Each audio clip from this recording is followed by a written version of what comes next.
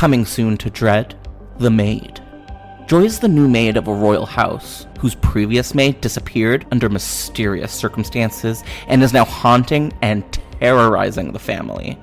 Joy works to uncover the reason behind the former maid's disappearance. The maid will be made available on demand everywhere July 20, 2021, and on Blu-ray August 17th, 2021.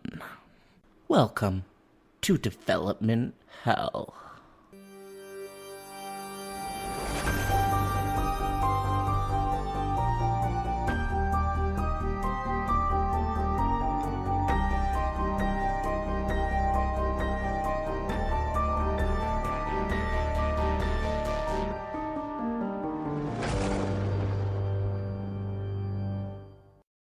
Available now from Dread, the Queen of Spades. According to legend, an ominous entity known as the Queen of Spades can be summoned by performing an ancient ritual. 4 teenagers summon the Queen of Spades, but they could never imagine the horrors that await them. The Queen of Spades is available on demand everywhere and on Blu-ray, July 3rd, 2021. For every horror movie that hits VOD, countless others end up DOA. Development Hell is the podcast dedicated to unearthing these cursed horror productions. We're going to find out what went wrong, and then decide if these titles still stand a shot at the green light. I am your host, Josh Korngut. I am a filmmaker in Toronto, Canada. This podcast is a proud member of the Dread Podcast Network. All right, so I'm here today with my 2 guests. I'm with Ted Hentschke and October Keegan. Ted, can you introduce yourself to my audience? Happy to do so. Yeah, my name is Ted. I am the editor-in-chief for the website DreadXP. I'm also the head of productions for the video game publishing and production label of the same name, DreadXP. We did the DreadX collections, and just a quick plug here is that we're coming out with Spookware, Dread Delusion, and a couple others but you can definitely wishlist Spookware right now on Steam. That's my plug. Okay, October, can you tell us a little bit about you? Sure. I am October, and I am a senior editor for the website Rely on Horror. I'm a Resident Evil freak primarily, but I also dabble in Silent Hill on the side. I'm also a freelance artist, and I draw spooky things and sometimes loot things. It's a little all over the place. Wow, diversity. I think October's selling themselves a little short here. Of the Resident Evil experts I know on this planet, I would say October's in the top 5. And the fact that they know a little bit less about Silent Hill does not make them any less of an expert by normal fan standards. Yeah, well, Ted jumped right to suggesting October for this episode, which we are going to be talking about the canceled Silent Hills game.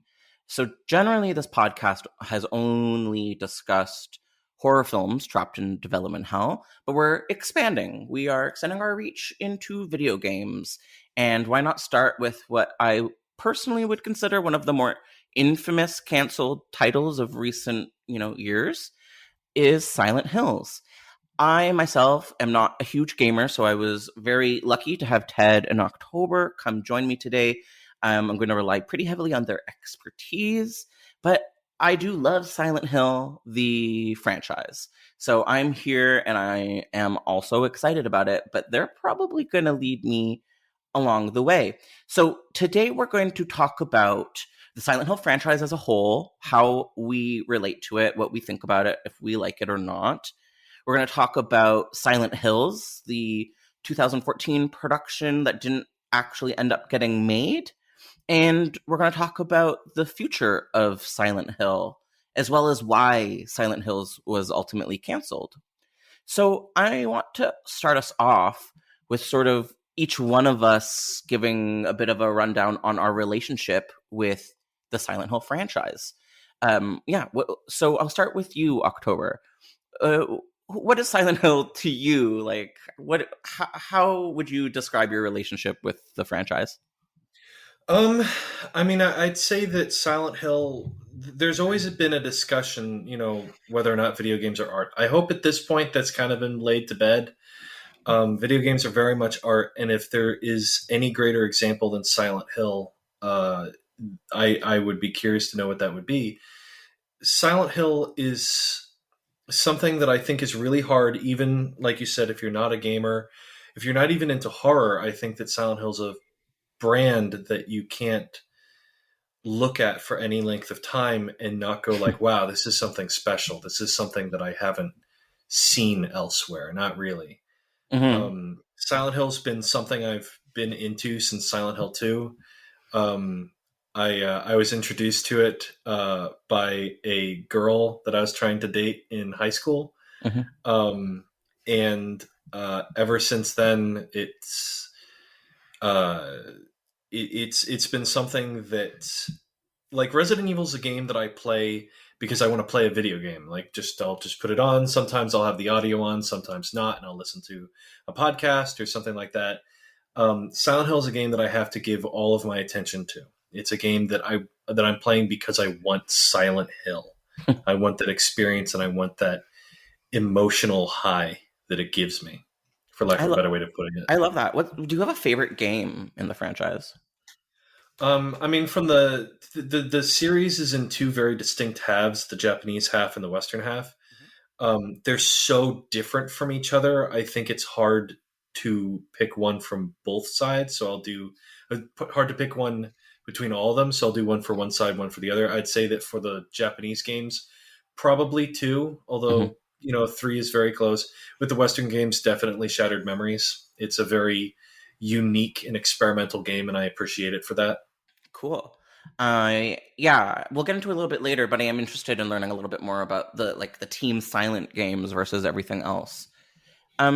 Ted, why don't you tell us a little bit about, where you're at with the Silent Hill series? Yeah, I'm happy to. So, I think that similar to October here, like, the reason I mostly got into Silent Hill was like I had a significant other that was like a huge Silent Hill 2 fanatic, which, is generally where a lot of people come into like the fanaticism of Silent Hill 2, Silent Hill franchises, like through Silent Hill 2, especially when I was kind of getting into it. I didn't get into it until a little bit later in life, so I would say 18, 19, which is, oh God, how old am I? 12, 13 years ago now. So, I wasn't someone that played them like as a kid, mostly just because like when I was growing up, I didn't really have access to them. This is, a time before digital distribution made everything like super easy to access. I really got into it. I used to teach a class at UC Berkeley called Video Games as an Artistic Medium. I taught that for about 5 semesters. It was like a student taught class, but I had to like get my curriculum approved. Everything was worth 2 units. So it was, a little bit, it wasn't just like a fun thing I was doing. And one of the things is that during the final project every year we would have every semester was you had to present a video game and why it was or wasn't art. And, based on the teachings that we had done over the course of the year. And we'd always have several submissions for Silent Hill 2, like every year. And that's kind of how I got really inundated in the discussion of video games as art at a time kind of before the discussion of video games as art, like on the internet, was as prevalent as it is today. And so I always was very, very fascinated with the Silent Hill franchise from that lens of like, why does this resonate with so many people? And also, when I play it, like, why does it resonate with me personally? So I've played all of them. When I, like I said, at 18 or 19, when I kind of got into it, like I started with 2, and then I immediately went back and played 1, and then there was a discount video store, but back when they used to have those down in Berkeley, which, that was actually a few of them. And they had like the $1 games without cases section. It was basically, they did, sold used games that they didn't bother to like try to figure out if they were valuable. That's where I got like the Metal Gear Solid 3 for $1. That's where I got like Odin Sphere for like $1. That's where I got like Disgaea for $1. Like these like insanely valuable games. And that's also where I was able to pick up, all of the existing Silent Hills at the time for like $5. And, at the time it felt like, even though I knew that there was a lot of discussion, that I had stumbled onto something like magic, in that way that like when you go to the used video store and you buy a 50-cent, shitty horror movie, and then you watch and you go, wait, this is great. And like, no one's talked about it. That doesn't really exist anymore, but there was like a period of time where that was like kind of how you discovered your new fandom. And totally, yes, yeah. So that's kind of my history with Silent Hill. I've followed it and I've loved it for a very long time. But I didn't much get involved in the internet discourse about it until probably about 4 years ago. And even so, there's like so much discourse about it, which I'm sure we'll talk about later. But anywho, I would say that my favorite, I mean, if I were to rank them, it would probably be 4, 1, 2, 3, 6, Origins, Shattered Memories, 5. So are you having to apologize for 4 all the time? I forgive me because I'm not in the culture as much as you do, but is 4 like, is it something you have to defend? Not as much anymore, I don't think. I mean, October, you're going to have to, kind of chime in here a little bit on this, but I think there was a period of time where like 4 was like very heavily derided, and I don't believe it is as much anymore as it was like many years ago, especially since like I think Book of Memories and 5 and in some ways 6 like has kind of absorbed a lot of that discourse. I think that you're going to see a lot more Silent Hill 4. I don't want to say apologists, but like, hey, this was like actually good. It's certainly better than it used to be. Like back in the day, it was always seen as the black sheep of the family. Still, you'll hear people say, and this is not true. People go like, "Oh, well, it wasn't even supposed to be a Silent Hill game to begin with. It was retroactively made a Silent Hill game." It's not true, but because it is so weird and different, people roll with that. And Silent Hill as a franchise is a lot like, if you're familiar with that meme from The Simpsons of groundskeeper Willie like screaming out the window like the Irish ruined the Scots and the Scots ruined the Scots, and something along. I referenced this meme that I don't remember it. Essentially, that it's like these layers of like toxicity, really. But you'll hear a lot of people be like, "Oh, the only games that matter are the first 4 because they were made by Team Silent." But there is a level of fandom that will go, well, actually, it's only the first 3. 4 doesn't count.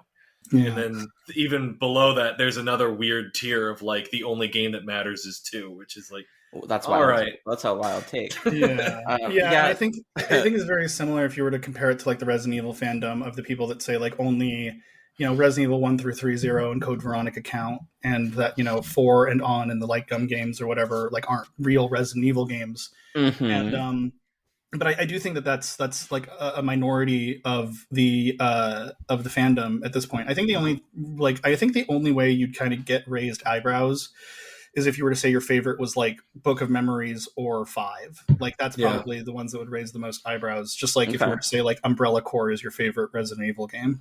Okay. Yeah. Interesting. I feel like I've heard a lot of flack about Downpour recently, but this is just for someone doing research on YouTube. And so Downpour gets a lot of flack for sure. I think undeservedly, but I think a lot of it has to do with the time period it came out, which I'm sure we'll get into. Yep. That last year of the month of madness of Silent Hill, which is a Konami thing, was really bad. It was a really dark, really toxic time in the community, and I don't think Downpour got out of that as good as it should have. Yeah. And it also released very, very buggy, which had that sort of like Ball in Wonderland effect where like you played it for an hour and you're like, wow, this is really buggy. This game sucks, and they never touched it again.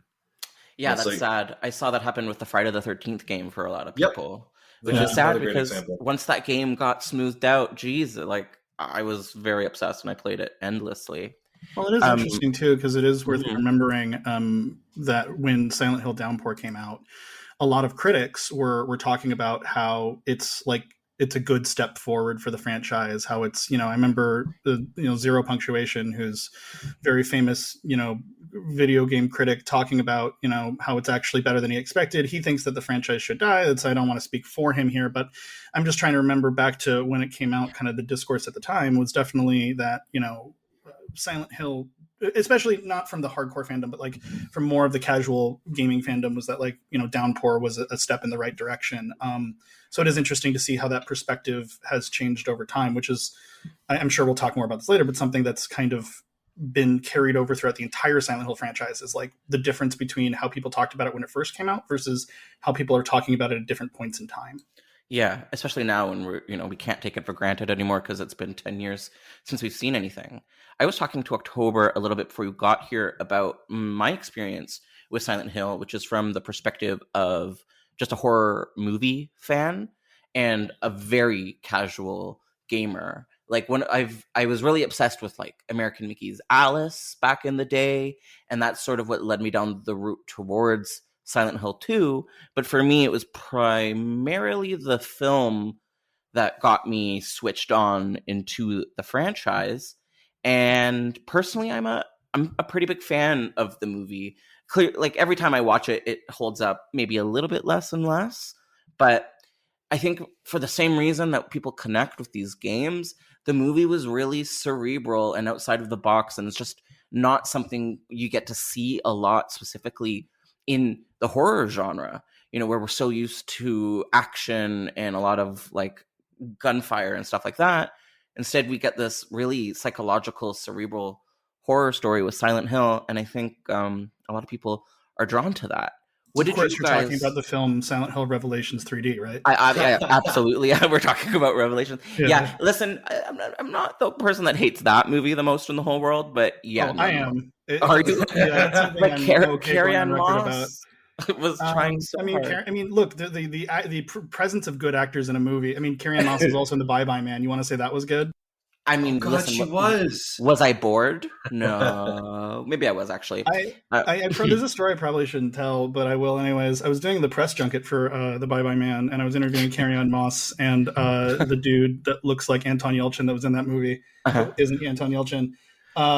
He was like, at some point we're talking about like the Bye Bye Man and how it like gets in your brain, and that's how it works. So I said, "Is this like a more cerebral horror movie?" And Carrie-Anne Moss like laughed. And then, like, she was like, "We're gonna have to cut that from like the footage." Like, so they had to cut her like giggling at the question to the footage. That was pretty fun. Her. Oh, I'm so glad she's getting another Matrix movie. Yeah, she's great. She deserves it.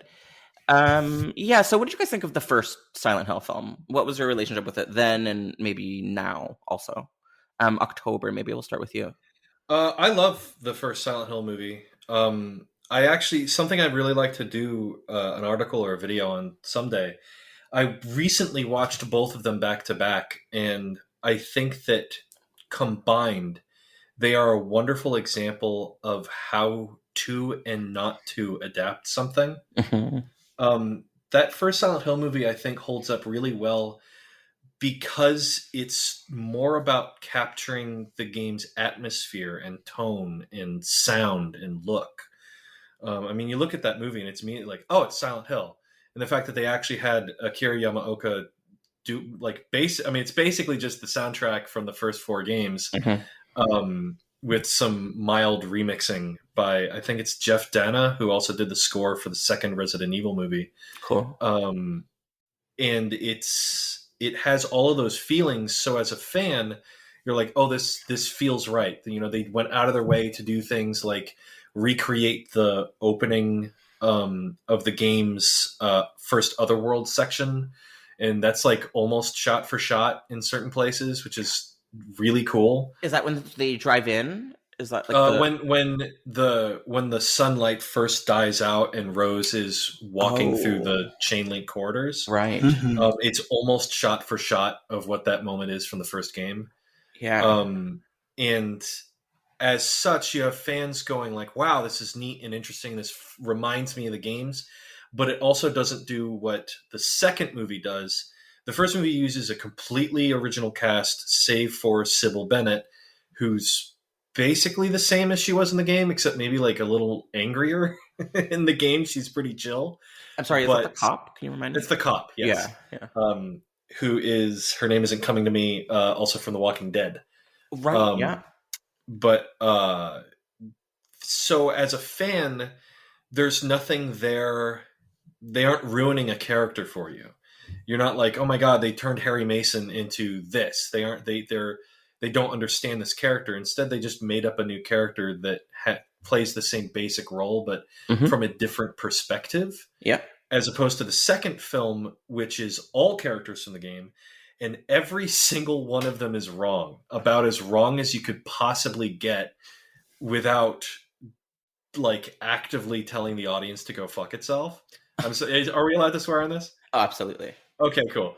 That like you have the character Vincent, who in the game is this very creepy, puzzling. Help me, Ted. Vincent is the one that Kit Harington played, right? I believe so. I'm trying to. I have brain damage from Revelation. Well, Kit Harington plays a character.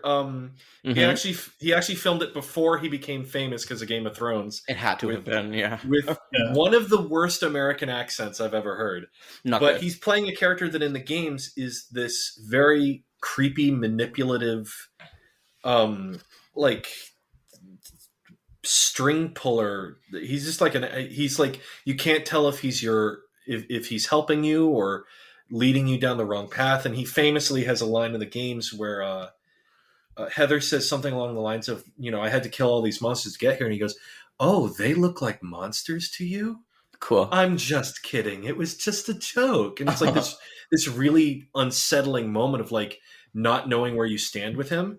In the movie, in Silent Hill Revelation 3D, he's like a teenage heartthrob, and the only connection is the name and sorta kinda his costume. I'm going on way too long, but basically the point is the first movie doesn't do that. First movie is made by a real filmmaker who had a genuine interest in making that movie. French filmmaker, no less. French filmmaker, no less. Christophe Gans, hot off the set of Brotherhood of the Wolf, where he apparently played Silent Hill 2 in his trailer and fell in love with it. Cool. So the first movie is made by somebody that genuinely wanted to make a Silent Hill movie because he loved the universe so much, with Akira Yamaoka from the games guiding him to make sure it's as close as possible to the vibe. The second movie is made by MJ Bassett, who I have no ill will towards. She makes really bad movies, and I'm pretty sure she makes them so that she can make rent, just based on the kinds of movies she makes. She did a Lion movie recently, is this correct? Is this Rogue? I feel like people don't hate Rogue. Wasn't Rogue a crocodile movie? Oh, yeah. I feel like I could. I don't remember. Sorry, I'm not almost certain. I'm not up on my MJ Bassett. Yeah, she made Rogue. She directed a couple episodes of Ash vs. Evil Dead. Oh, cool. The main other thing I know her from is the Solomon Kane movie from 2009. Yeah. Which, as a fan of the Solomon Kane short stories and novellas, was unwatchable. Didn't look good. It's a fun action movie if you don't know anything about the source material, I'd say, but that's about as far as I'll go. Is someone looking at her IMDb? Did she do Death Watch? I just closed out of it. No, it's fine. Don't worry about it. Number 2, obviously not as successful, and unfortunately, she did do Death Watch. I liked Death Watch. She did do Death Watch. Death Watch was brutal. I was like a kid when I saw that, but I remember it being particularly nasty, which I can get behind. The first one is a classic. The CGI doesn't hold up extremely well, but they did us the favor of having most of it go down in fairly low lighting. I'm going to move us onwards into Silent Hills. So if I get anything wrong, please interject. But in 2012, Konami asked Hideo Kojima from the... Did I get that right? Yep, Hideo Kojima. Oh, I love it. From the Metal Gear games to direct an upcoming Silent Hill project. In 2014, a playable trailer was released, and we got word that Guillermo del Toro and Norman Reedus were involved. So Junji Ito was announced to be involved with the project as an artist. So do one of you want to sort of just introduce a little bit about who Junji Ito is? Junji Ito is one of the... I don't know what... he is a legend in the manga sphere. He does some of the best, most surreal horror manga that exists. Yeah. Anything from Spiral to his collected works like Shiver. Even if you're not familiar with him, you've probably seen people use his art. One of his most famous stories is called The Enigma of Amigata Fault. Okay. Which famously has the panel of someone crawling into a man-shaped hole in a wall going, "This hole was made for me." It is a deeply disturbing piece of work, and so is everything he's ever made. He's had movies based on his manga. He has a new anime coming from Adult Swim based on Spiral. That's not Spiral as in Saw, and that's not Spiral as in the other anime from like 2006. It is a deeply disturbing story. I cannot recommend Junji Ito's work enough to anybody that's a fan of surrealist horror. It's scary. Yeah. It's kind of like looking into what mental illness would feel like, and in a lot of ways, it's very visceral. Yeah, Junji Ito is like also known very well for the Tomie series and like Uzumaki, which I think is a lot of people, like, even if they don't necessarily know who he is, will probably have seen those in various different like manga lists or whatever. And also, for my personal favorite of his works would be the Cat Diaries. So, can you tell us a little bit about what that is? Which is just a manga about what it's like to own a cat. It's not really horror, but it's in the iconic Junji Ito style of visuals, which I think is really, really like fun to combine how Junji Ito draws faces and reactions with just like a cat running around and being a cat. Yeah, that's another thing that's fun to note about Junji Ito is he does incredibly disturbing manga and artwork and storytelling. He is like the sweetest dude in the world. He's this very chipper, silly dude. Cool. And you watch interviews with him, he's just like, "Oh, that's so great. I love it." It's funny. It's like Junji Ito is always like this like very bubbly, like very kind of silly man drawing these horrific comics. And then you see interviews with like Miyazaki and he's like incredibly serious. Incredibly serious and incredibly like morose. That's funny. It's not exactly the same thing, but I remember being very surprised when I heard what Geiger looked and sounded like. It was not at all what I was expecting. And I think it's pronounced Giger. Thank you. Yeah, Giger is a funny man. If you ever do another podcast on Giger, I'd be happy to talk more about him. But cool. If you ever, for fans out there listening right now, the Dark Star documentary is a very interesting look into his life. Cool. I would definitely want to learn more about him. I did an Alien 5 episode, which got me down the rabbit hole a little bit, and it's pretty wild. Yeah, so the playable trailer was released. It was really well received. It was reviewed well. It made a bunch of year-end lists for like best game, even though it was just a playable trailer. But unfortunately, following what was quoted as a restructuring at Konami, this game was eventually canceled. Much of the same team, but a few key members behind Silent Hills moved on to the independent game Death Stranding, which came out in 2019, but we have not seen a new Silent Hill game since 2012. I assume you both played PT, am I correct? Yeah, you're correct. Okay, yeah. I don't want to speak for October, but I've played it. I actually did not get the chance. I was planning on buying a PS4, and it was taken off the PS4 store within a month of me finally being able to get one. Yeah, this is interesting because I think that this is going to be kind of the tail of the tape for a lot of people going into the future. Is like PT, the experience of PT is largely going to be, either secondhand or through some kind of emulation. Like that original experience is. Well, I'm sure we'll talk more about it as we kind of get into more about what PT was, but it's kind of an irreplicable experience, that first release. It's unlike anything I had ever played before. Also, my condolences, October. I hope that we're not rubbing salt in any kind of... No, I mean, it's I've watched about every Let's Player imaginable play it. I know it very well without having gotten the chance to play it. So there's no way to do this illegally? I'm not... I don't have a lot of knowledge in this world. I just assumed there was some kind of way to play like a knocked off version, but is that not the case? No, not really. I mean, you can play the PC PT remake, but that's you can play fan remakes. I've heard about the fan remakes. I heard that there was a good one and that Konami took it down. Are there other ones, I'm guessing, floating out there? Yeah, but probably it's kind of like I'm hesitant to bring it up because it'll springboard into a much larger conversation. Artur Wojtkowski a number of years ago made the PC PT remake that a lot of people considered to be the best remake of it, and he is kind of famously was then picked up by Bloober Team to be a level designer. which every time you bring up anything relating to those two companies, it's immediately going to devolve into a conversation about that, which I didn't want to do at this point. But yeah, I mean, I would say that, if you play, I mean, and also that version now, I think you can only play it by subscribing to his Patreon or something. It's like $10, which I'm not exactly sure how that hasn't been, taken down. So there's a number of fan projects that have kind of remade it. Most recently, there was a pretty strong analog to it on the Haunted PS1 demo disc. I can't remember the name of the game on it, but yeah, I mean, there's plenty of fan projects you can play that kind of recreate the original. But in order to play that original, you need a PS4 with PT on it that never got. I think you have to never have updated it at this point, right? Whoa. No, it's.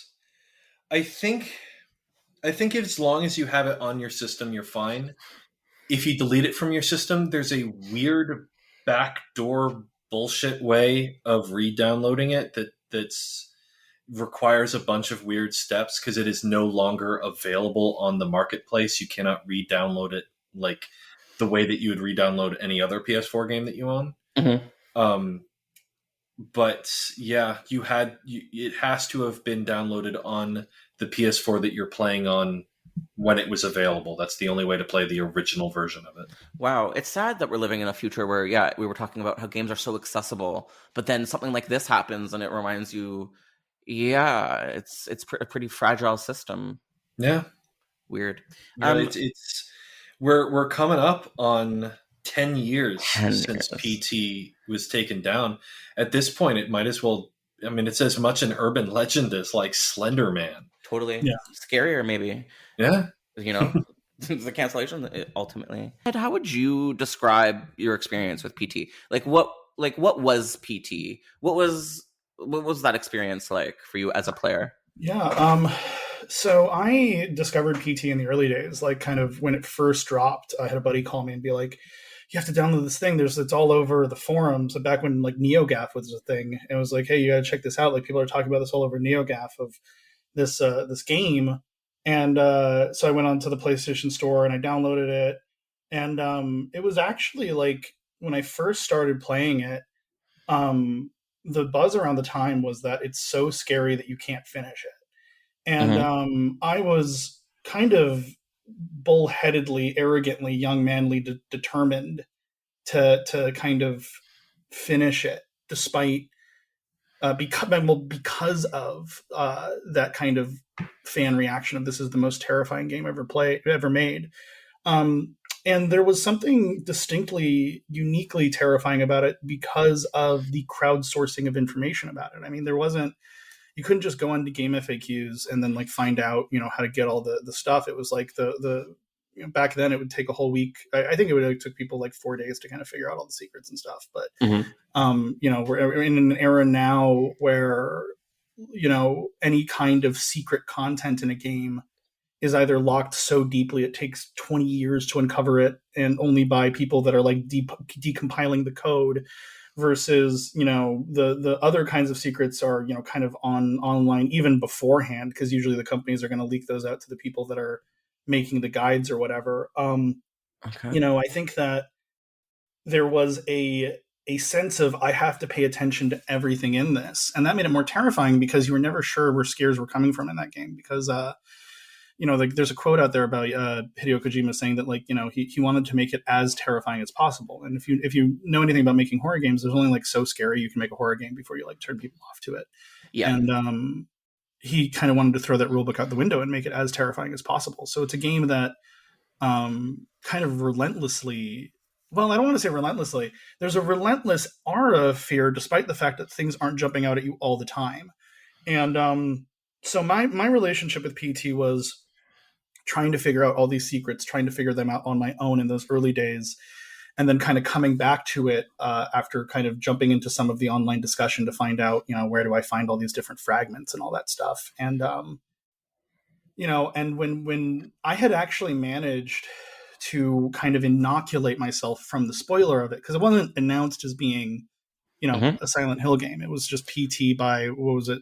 For something Productions. What was the name of the production company that it was being released under? I think it was 4408. 4480s. Let me see. Let me see. I can look it up real quick. 7780 Studios, which was I think the address of some town studio where it also like the name translates to Silent Hill or something or Quiet Hill in Japan or something. God, I love it. And anyways. So my like I said, my experience was like a lot of like doing that early like kind of diving into it as like a fan.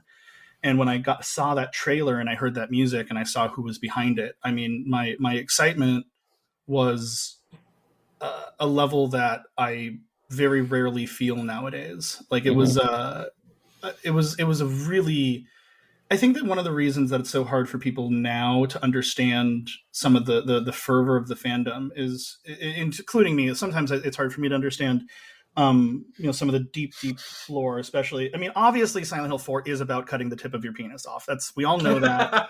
That's a fact. It's true.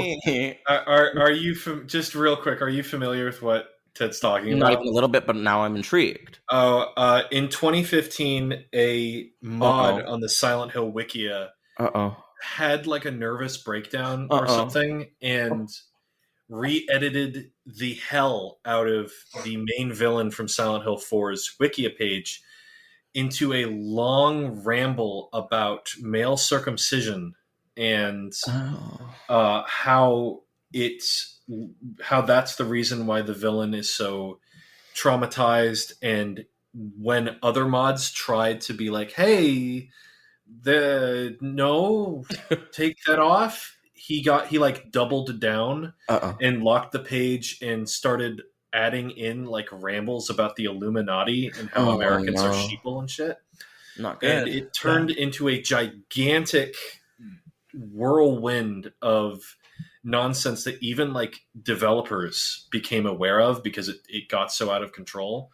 And then finally he was able to be like wrestled to the ground basically. And I don't know a whole lot about the situation since then, but the guy seems like they got some help and they're back editing things quietly and not doing that. But if anybody's interested in more information, just look up the Silent Hill circumcision meltdown. Well, I'm definitely going to have to do that. It's I love bringing that up because I find it to be absolutely hilarious. What I was kind of saying is that, Silent Hill, when it kind of got famous and popular and like all of those discussions and stuff, it was at a time where evolution of game kind of transparency was kind of evolving. Right, like I don't want to say I said evolving, but like the game transparency and how what information was out there about the history of a game's production or what was hidden in the game was much more prevalent, like that kind of secrets in a game that people didn't uncover for a long time. I mean, we recently just found out that all of Time Splitters 2 is in one of the Homefront games, which it's a special story because that's so rare nowadays.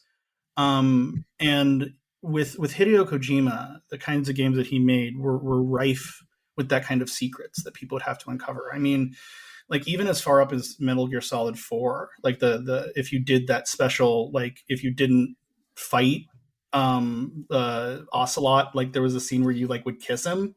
Everyone, you know what I'm talking. Do you remember this? I think it's you just have to like not punch him and then instead you like kiss or something. Weird, and like that kind of stuff is like throughout all of Hideo Kojima's productions, and not only like hidden, but like a core element of like the Psycho Mantis needing to change your controller support and how he would read your memory card and things like and there's even things that you can't tell if it's a secret or a joke. With Metal Gear Solid 3, famously, there's the boss fight, The End, who's this old man with a sniper rifle. It's one of the best boss fights in the series. Or you can set your PS2's clock ahead like a month, and he'll die of old age. Yeah, it's also not even just if you set the clock ahead. If you just take a month to get there, he'll just have died of old age. Yeah. Yeah, I mean, we're all thinking about it from the perspective of, messing with the console to like, move it ahead. But realistically, it was designed so that if people took a break and came back, it'd be like, oh, this is interesting. Yeah. And I mean, Metal Gear Solid 3, I mean, if you're looking at a game with a plethora of weird interactions and secrets, I mean, from the camouflage system to the food system to all the different things that you could do in that game, it was like there were so many little Easter eggs to pick up on. Oh, if I shoot Revolver Ocelot while he's unconscious here, and after I come back, then I'll get a time inconsistency and a game over, which is like just a little attention to detail that really Hideo Kojima. It's why people love him so much. And so when we heard that there was going to be a Hideo Kojima produced production for Silent Hill, and that Guillermo del Toro was going to be attached, I didn't as much care about Norman Reedus. I think he's a fine act. I mean, he's a fun actor, and I think he's a nice guy. But for me, it was really the creative talent of Hideo Kojima and Guillermo del Toro, and it really seemed like it would be this promised land. It wasn't just PT, but it was also the trailers that came out around the same time. I don't remember. Probably less famously, there was a second trailer for PT, not just the playable teaser, but there was the movie concept. Yeah. Well, no, there was the walking through the hallways, and you like open it was like a concept for the game. I think they called it a game movie concept. Internally, it was a concept pitch, and then they released it later as like a trailer. And you cannot find that online so easily. Like I watched a really shoddy, like someone filming it with their phone version today because I wanted to find it quickly. And it's truly, truly incredible. And I want to talk about that in a moment. But before we do, I am interested in how you guys would describe maybe the plot behind PT, if you could even attempt that. Like, how would you describe the vague narrative that it was setting up? Oh man, that's a discussion I think is beyond the realm of my area of expertise, because I can tell you what is in PT, but I can't tell you the 7 million fan theories that might be as good as canon at this point. Yeah. Like, I know we can talk about it forever, but I for people that may not have played it, I know there's so many weird story details in it, sort of on like a true crime vibe that I really got into, and I'm wondering if maybe one of you, maybe October, if you're feeling into it, if you could try. The main fan theory I remember is something like there's a signal or something that's causing like fathers all over this town, or maybe it was like all over America, I don't remember, to murder their families. Cool. You hear about it on the radio, and you hear it more from the radio, from like hanging himself in the garage with a garden hose to hanging himself with an umbilical cord. And that it's almost like this signal's like a virus, and that you are either a father experiencing this signal in real time, or you have already done the horrible thing, and now you're like suffering in silent hell for it.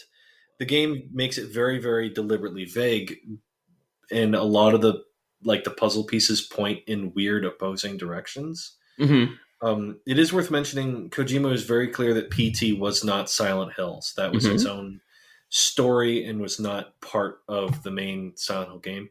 Yes. That said, Kojima is often full of shit, so who knows? Yeah, they were saying they didn't even know if they wanted to make it first or third person at the time. It was just sort of a proof of concept. So as far as I am aware, from the people that I've talked to about this, like the PT was a thematic trailer for it. It wasn't going to be like Silent Hills was going to be walking through 50 of those hallways. Silent Hills was going to be more akin to a third person Silent Hill game, kind of like the rest of them were.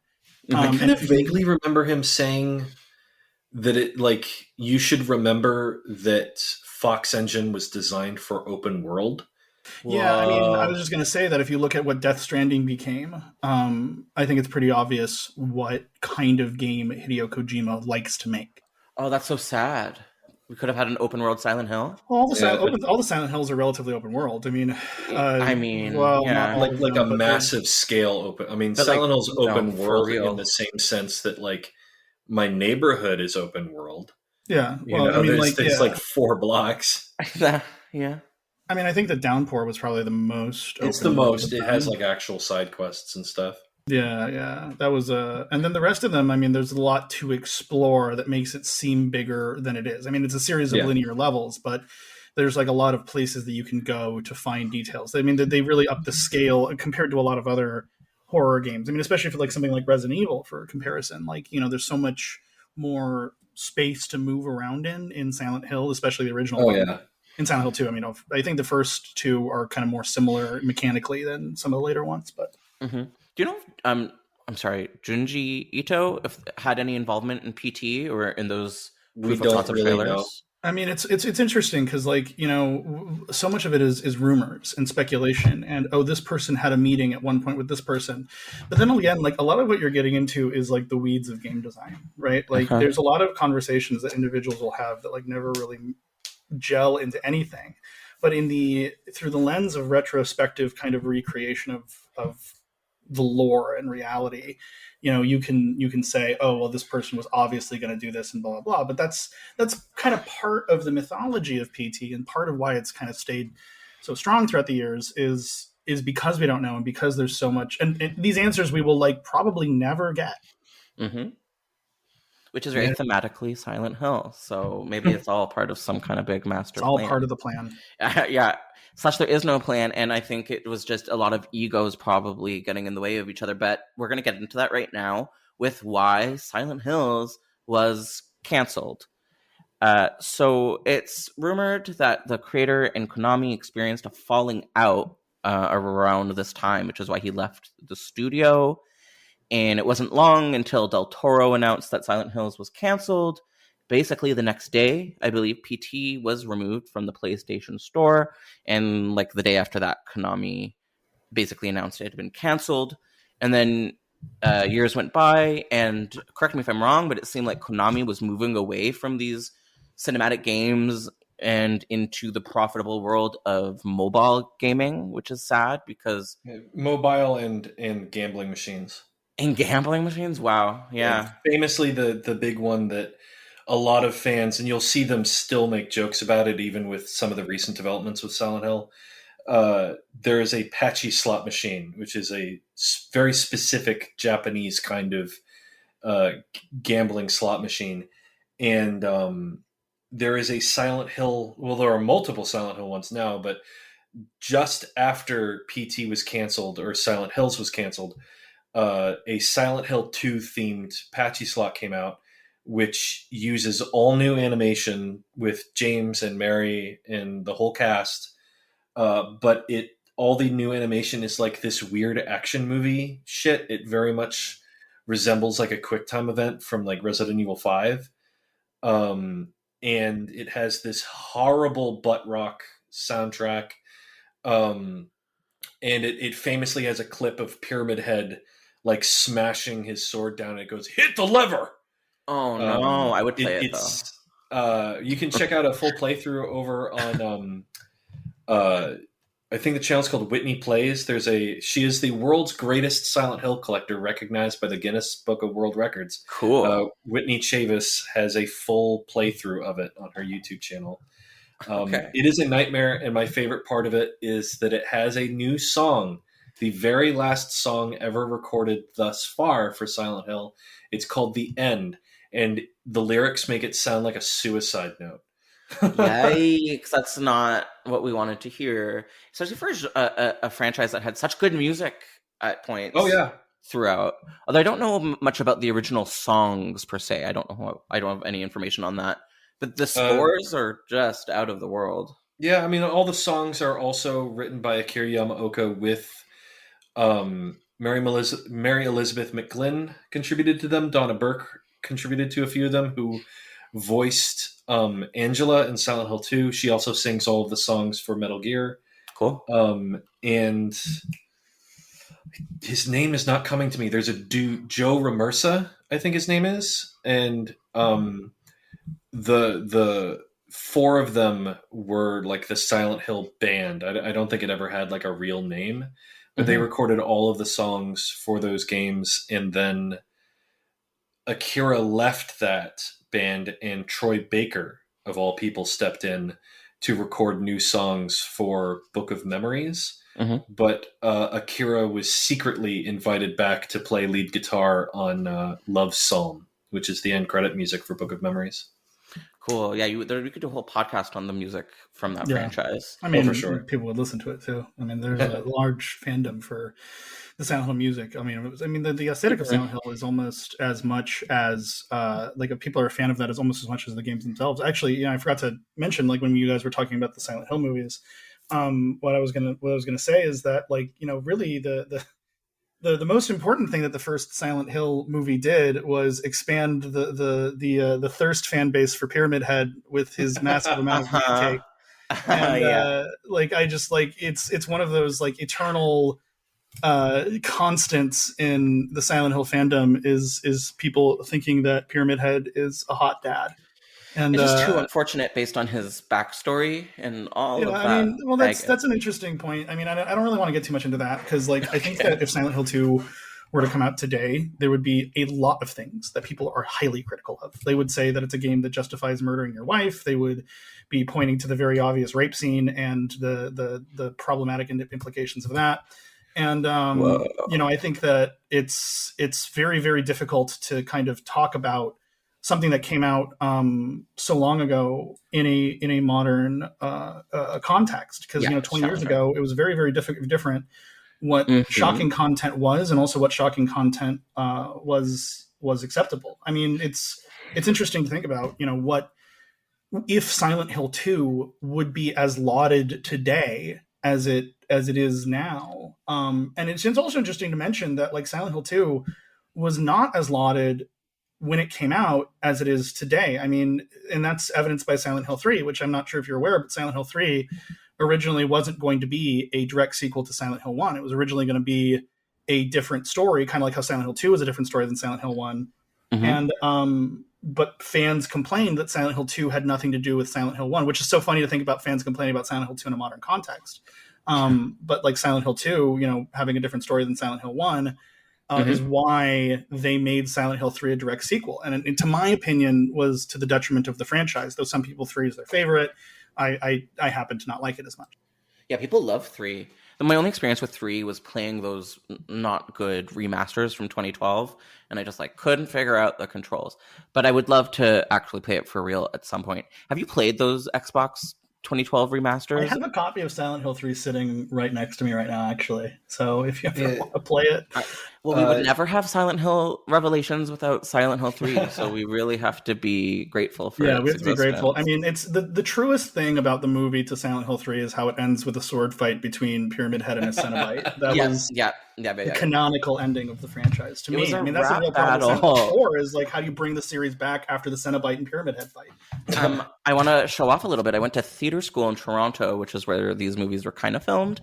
And my theater school teacher, Nikki Gudani, had a real role in the first movie. And I want to know if you can remember her. So I'm going to try to paint the picture. She plays the mother of a young woman. And they're trying to run into the church at one point. Yeah, and she throws the rock, and then she's the one that gets her. She's the mother of the girl that gets her skin ripped off. Right? That's the one. Yeah. Okay. So that's my teacher, Nikki Gudani, who's not listening today. Maybe. Who knows? Yeah, you never know. Gotta love everything that's filmed in Toronto.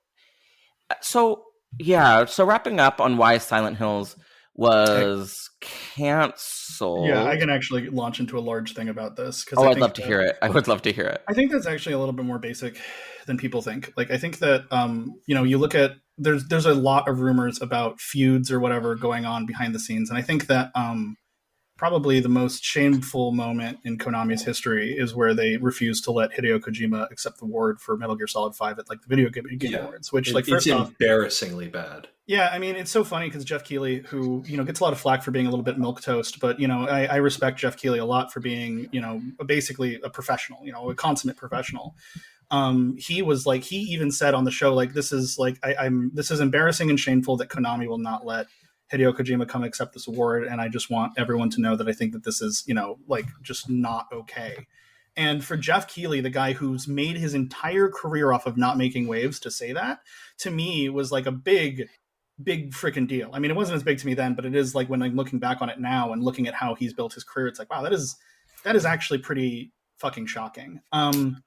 But despite that, I don't actually think that the reason that Silent Hills got canceled was like personality conflicts. Cause like I produce video games now, and I know a lot of back end stuff, not necessarily about Silent Hill particularly, but various different companies that I talk to. And generally, like, the reason is pretty simple, which is money. I mean, as much as we'd like to pretend that like there's these big secret feuds going on that leads to this and that project being canceled, like usually at the end of the day, it's like a calculation of dollars. That's why Konami moved into like the pachinko machine and, kind of mobile app market, is because, they had a couple apps that made way more money than the money put into making them. A pachinko machine is not that hard to program, not that hard to make. You're using a lot of assets that you're like either repurposing or just rebuilding characters you've already made, remodeling characters you've already made.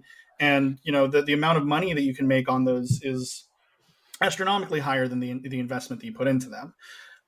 If you look at the history, like the financial history of like the Silent Hill franchise, the totality of the Silent Hill franchise has only sold about 7 million copies, which is a lot, but not as like. In perspective, Resident Evil 2 Remake sold 7 million copies within a year.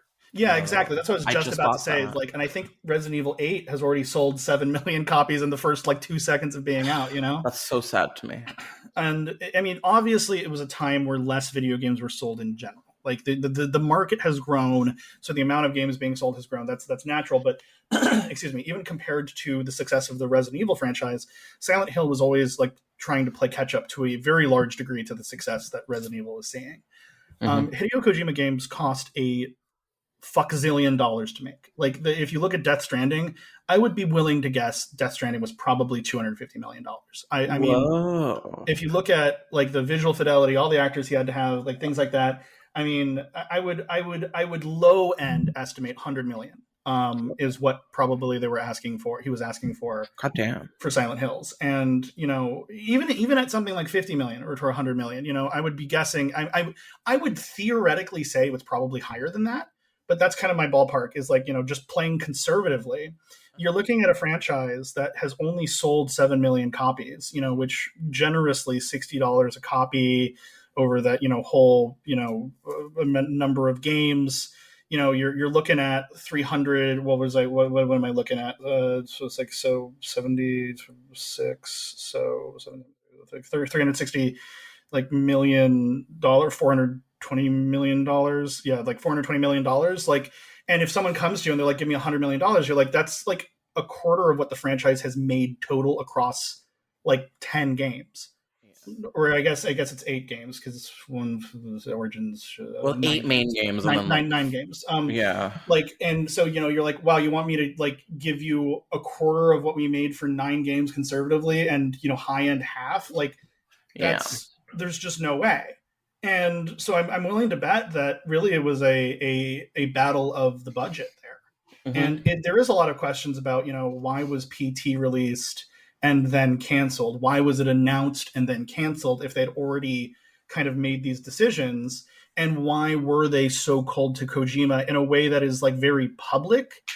And I would be willing to guess, A, they didn't think that they would be getting the backlash that they did. I don't think that Konami went into it being like, yeah, obviously people are going to be super upset about Hideo Kojima being pulled off of this and us, not letting him get the award. But at the end of the day, like, the people will understand. Like, I don't think that they thought that. I thought that they thought that this would just kind of come and go. And so I don't really think that the decisions were made necessarily maliciously. I think they were probably made financially. And I'm not trying to say that like makes me any less sad as a fan, but I don't think that it's as like, I think, and I also think that when we're talking about all these rumors about Silent Hills coming back, is Kojima going to come back? Is he going to do it? I think there is a less than 0% chance that's ever going to happen. I think that whatever bridge did exist between Konami and Hideo Kojima has been thoroughly burned, like eternally. Yeah. But I don't, like I said, I don't think that decision was made necessarily just because of personality conflicts. Because I mean, look, I've been a journalist for a long time. I've known a lot about issues that happen behind the scenes. And at the end of the day, if everyone's looking that they're going to be making hundreds of millions off of something, they're going to shelve that shit and make sure that the product gets launched. Like, at the end of the day, people are looking at the dollar signs, especially if you're the one running Konami. So I'd be willing to bet that the decision was made primarily because of finances and secondarily because some kind of personality conflict with Hideo Kojima. Yeah, and I'd throw in too, with Metal Gear Solid 5 happening in the middle of all of that, I think you can definitely see it. I mean, you can see Kojima go from making really expensive games to making really, really expensive games to like, I'm going to get Hollywood movie stars in my game. You know, he could have gone with, you know, and this isn't even like a fan thing. He could have just gone with David Hayter, who would have just gotten paid whatever he normally was paid to be Solid Snake. Or he could go with Kiefer Sutherland. Cool. And for whatever reason, he decided to go with that second one, which must not have been cheap in any way, shape, or form. Yeah. And then MGS5 comes out, and they ripped his name off of the cover, and then it turns out that like an entire third of the game is just gone. So it's really clear that at some point, I don't think, and I agree with you, I don't think it's a personality thing. I think Konami went, we're not putting another zero on that check. Yeah. It does seem to me that Hideo Kojima is like the destroyer of budgets. Like, I mean, you look at all the people that were in Death Stranding. It's like, can we get a cameo from Conan O'Brien? Can we get a cameo from, you know, all these different actors? And it's a cameo from Junji Ito in that. Yeah, and it's like, cool. I mean, Junji Ito was probably less expensive to get than Conan O'Brien. You know, like there was there was a significant amount of money that must have gone into getting them in the game, not only because they're not only in the game, but they also like are modeled into the game, like through the use of like the tech, like, you know, the dot tech that they put you in the suit and they have you do the full body thing. It's like they had to fly them out. That was probably a few days of work that they had to pay for. Like, I mean, yeah. And and the funny thing is that, you know, if you're looking at the budget, like I don't think that Kiefer Sutherland did any worse of a job than David Hayter would have on. No, he's fine. Yeah, on Metal Gear Solid. That being said, I don't think that David Hayter couldn't have handled the voice acting needs of Snake for Metal Gear Solid 5 either, you know? Especially considering that Snake barely speaks in that game. But are these games making their money back? Or like, is he actually recouping? I would imagine he does. I mean, but he does, but especially I think that with Silent Hill's happening and all of that, and Konami just watching that budget going up and up and up, I think that they probably just said, nah. Yeah, I mean, and horror in general, I mean, I probably shouldn't say this, but, you know, horror in general is less of a solid bet than, you know, a military shooter, which at the end of the day, that is what Metal Gear Solid is. Like, as much as like, there's a large, wide audience for Metal Gear Solid, from people that like the weird psychological stuff to the people that like to paint their face and like do stealth, and like the people that just like gun shoot games. Like, it's a wide audience, whereas Silent Hill, you know, despite how robust the fan base is, it is pretty custom tailored to horror fans. Oh, yeah. Resident Evil kind of meets you halfway, but Silent Hill is a very thoughtful, atmospheric mood, and that's not going to be as sellable at the end of the day as like a Space Marine game. And it's one and only attempt to get to kind of nudge itself into a more action-oriented space with Homecoming. He did not like that, yeah. People lose their shit over it. I really don't think it's that bad of a game, but people treat it like. But that's not what this franchise is all about. You know, we have so many games like that. We have very few games like Silent Hill. But that's the thing, is like, what is, at the end of the day, what is a franchise all about? Like, who decides what a franchise is all about, right? Like Resident Evil.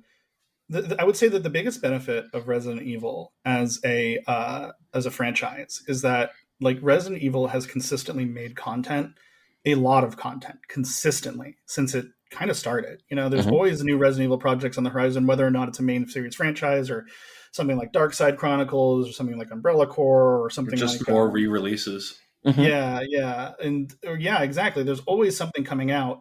So basically, you know, when Resident Evil made the decision to go in a more action-oriented direction and then continue along with that, they didn't just have the original fans being like, Gerg, I hate this. They had a whole bevy of new fans coming in and, like, you know, really falling in love with it. I will admit, when I first played Resident Evil, it was the GameCube edition, and I was like 12 years old, and I bounced off of it, and I played Resident Evil 4 at like 14, and I was like, this is the sickest shit I've ever played in my life. Like, And that's what got me into the franchise. And then to go back to the originals and kind of rediscover those and love it. But like I was one of those new fans that got brought in by the more action oriented, titles. And for, I will say that the number of people total that are super fans of Resident Evil to the point where they're like 1 through 3 are the only real ones, and the people that are super fans of Silent Hill that are like 1 through 3 are the only real ones, are probably a similar number of human beings, like just number of individual people. However, the percentage of the fan base that those people are for Resident Evil is far smaller than the percentage of the fan base that those people are for Silent Hill, because Silent Hill hasn't really made new games in a very long time, and some of their later games were pretty poorly reviewed. Like, because of that lack of consistency and continually coming out with new product, they're not harvesting new fans in the way that Resident Evil does. And as a result, the discourse is primarily led by the fans that have been fans of Silent Hill for a very long time. And that's kind of what I would say is, like, Resident Evil's credit, they have those detractors, but they just keep pushing because they have this perspective of the new audience. Is that good or is it bad? I don't know. That's not really up for me to decide, but it is the reality of the situation. Whereas Silent Hill, on the other hand, has far more gotten bogged down in this discussion by the super fans, which, from a business standpoint of what Konami should be doing is, I don't want to make any bold statements here, but I don't necessarily think that just listening to the hardcore fans is the most financially salient. And that's actually, I don't actually think that that's that controversial of a standpoint, because I don't even think the super fans think that what Konami does is not financially salient. Like, they're kind of criticizing Konami a lot for the financial side of it, but I don't think that, from my personal opinion, that Konami is doing it right on the financial side, because I think that they should continue to come out with new. If you're just looking to make money, push the action aspect of it, keep going with that. And, but I don't necessarily know if that's what's best for the franchise. I'm not trying to say that I think that that's where I would like Silent Hill to go. I'm just saying that if you want to compare the two, which obviously you're going to compare Resident Evil to Silent Hill, because they're like, those are the two that you compare, like that's what you do when you're talking about one or the other.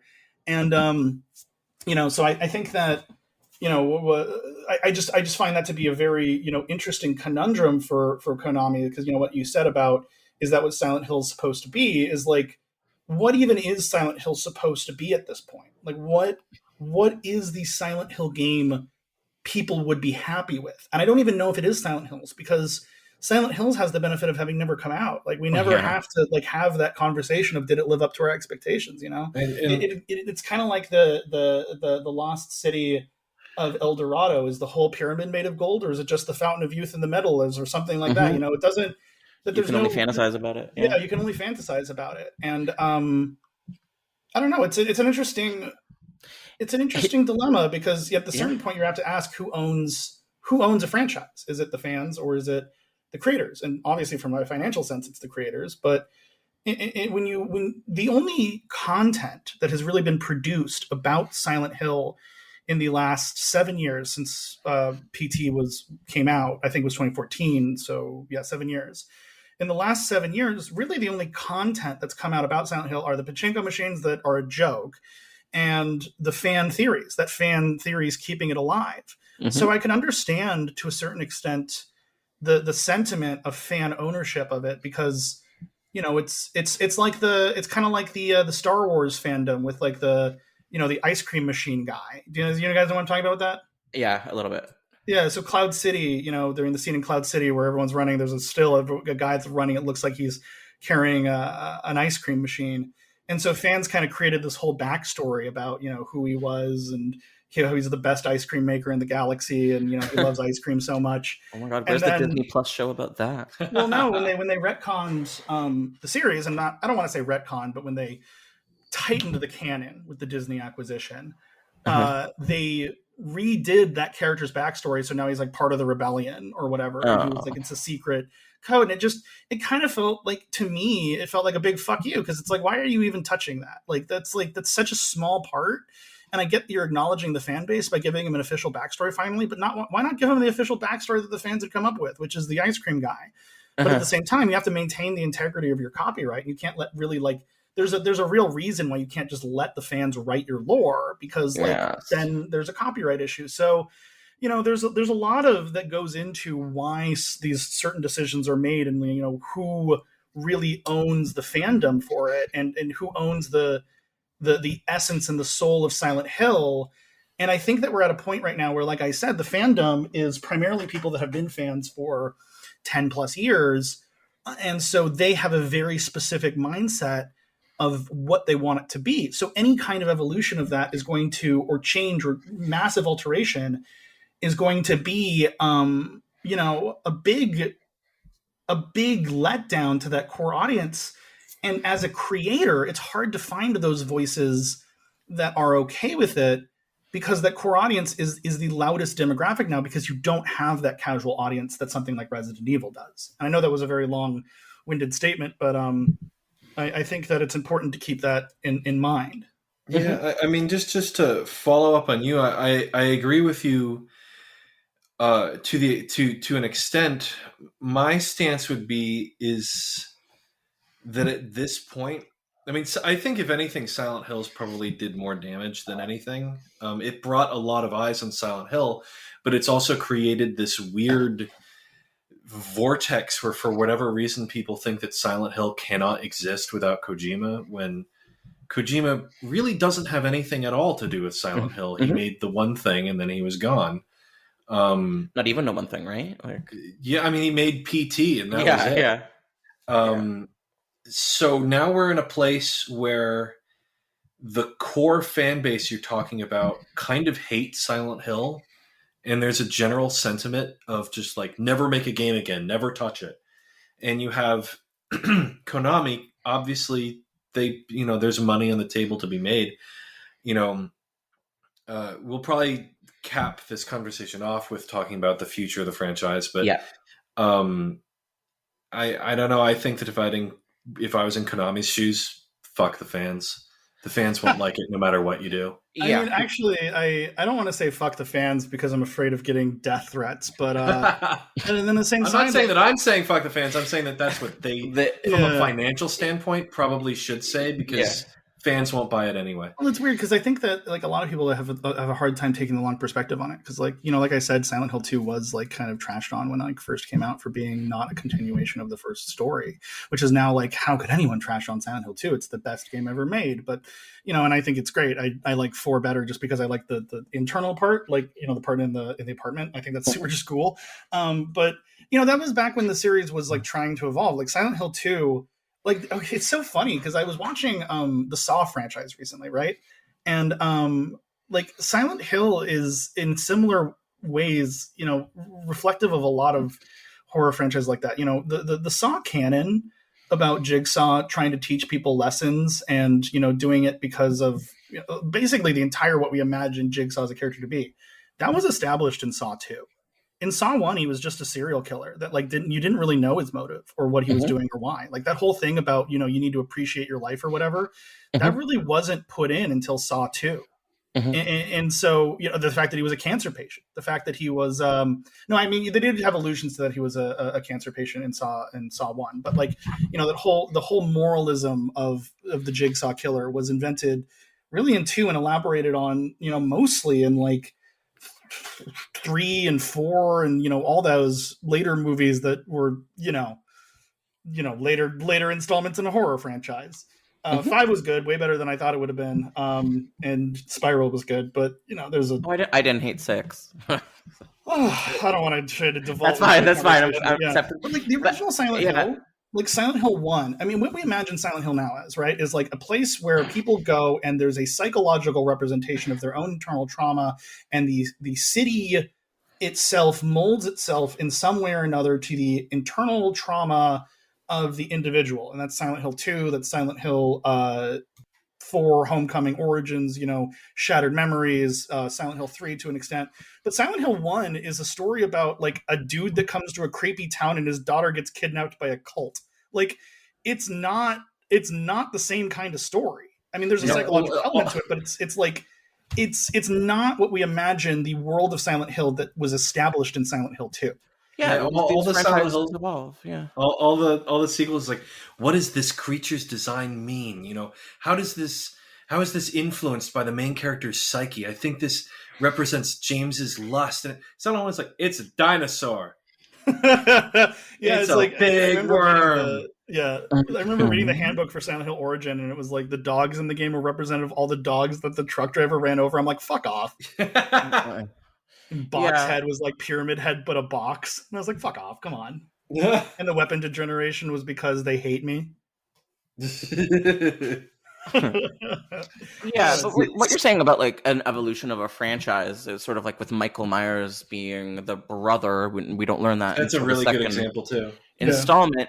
Yeah, but that doesn't, they all count, I think, in one way or another. It's sort of like the evolution of language. It's sort of one day at a time, and eventually we have our set definition of what these franchises are. And I think there is a right answer, and there is kind of a wrong answer. Like, I think there is a right way to go and make a Silent Hill game, and it definitely looked like they were on the right track with PT and those trailers, and there are sort of wrong ways to tackle it. But in between, there are so many options for these creators to sort of succeed with. Yeah, I would say that I think that you're correct to an extent, but I mean, like, who would have imagined that Resident Evil 4 was the correct way for that franchise to go? I mean, especially if you look at like trailers for Resident Evil 3.5. For sure. People can, and we're happy to be surprised, for sure. But I think even when we are surprised and a creator thinks outside of the box, they're doing it right. We just didn't know, like, we just didn't think of it first, Mm-hmm. Yeah, it's about tone. I do agree to an extent that, yes, there is a correct way to do, like, I wouldn't want there to be, like, I do think that the Silent Hill pachinko machine was not the best future. Well, yeah, but I also think that's why taking this franchise into an action or shoot 'em up heavy route is just not the right way to go. Like, we have that, and yes, that's how you succeed maybe in the industry, but we, what is the core tone? I think that if you had a Silent Hill that took place in, in a fictional war zone where a guy gets lost in a journey to go into this fictional war zone, you have a Heart of Darkness story where, kind of like Spec Ops: The Line mixed with Silent Hill. I think that would be fucking awesome. I don't necessarily know if the fans would be totally on board for that. I mean, I think that we get that in so many other places. Like, listen, I definitely respect your opinion on this because you're in this world.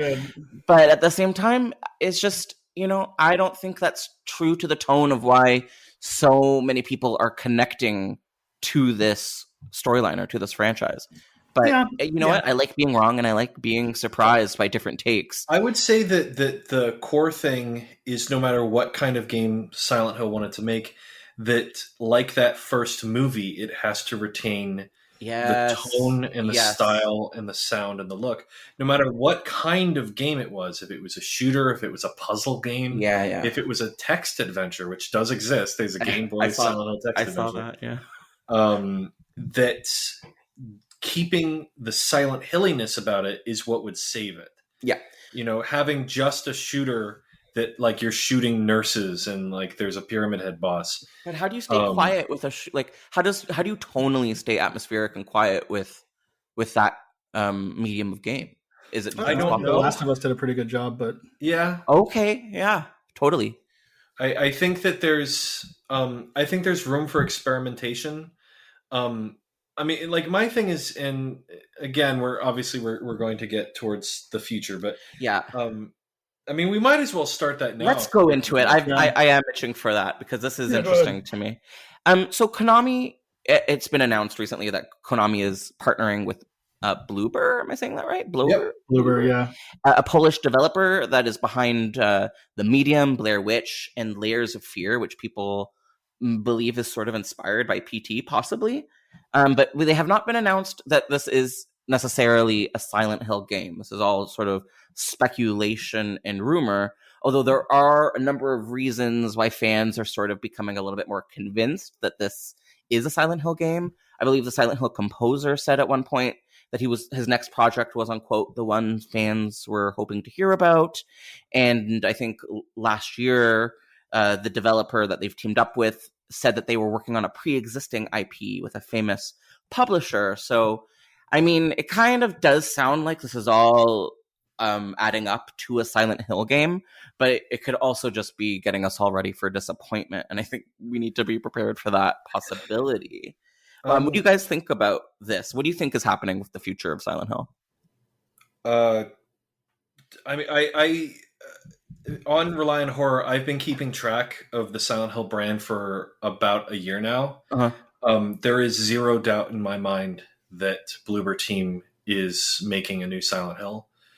All signs point to it. Everything Konami's done in the last year they've been pushing really hard to reinvigorate the brand by having DLC appear in major games like Dead by Daylight, bringing out whole new lines of merchandise, starting a Silent Hill Twitter account for the first time in franchise history, and then getting it verified. There's the fact that the Silent Hill web domain was repurchased. It still currently only hosts a Lady Dimitrescu meme from Resident Evil 8 for some godforsaken reason. Weird. But that's Konami being Konami. And Bloober Team, the president of the company, I think, Piotr, I can't remember his name. Like you said, he spoke about working on an IP with a very famous publisher. They just announced that they have this partnership with Konami. They did say the words, "We are working on a horror game." Unless they're doing a Castlevania reboot, Silent Hill's the only other thing. Also Konami? Oh, that'd be cool. No, Fatal Frame is Koei Tecmo and technically Nintendo. It's all good. That's what I know.